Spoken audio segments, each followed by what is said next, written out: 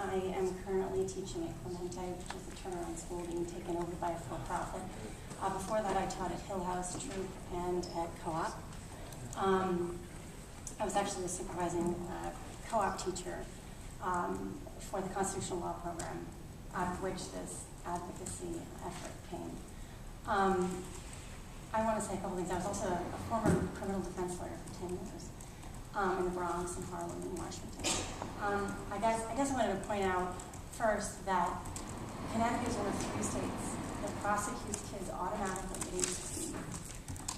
So the full force of the law is willing and ready to attack kids at 16. So to then say that 16-year-olds are not prepared to take responsibility, to make judgment, seems to me to be somewhat inauthentic.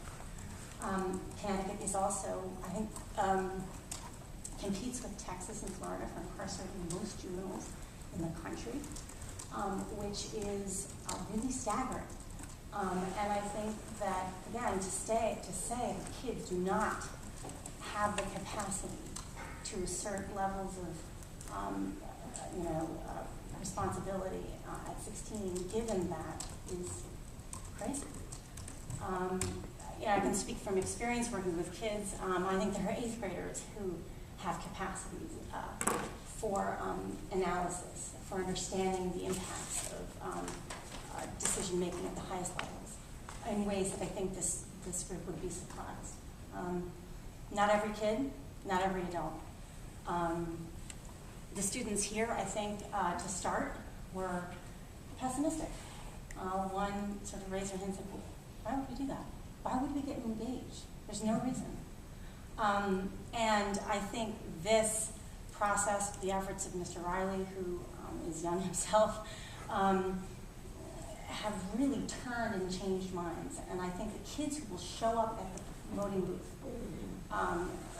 when the voting day arrives are not going to be the kids that, might as well show up. Look around. They're not here, yet they care about issues, but they haven't been told that they have a role to play in those issues. I'm echoing, of course, maybe some of what was said. But as a teacher in New Haven, and as a lawyer, having dealt with thousands and thousands of kids, I agree 100%, not every kid is prepared to take on the responsibilities of civic duty.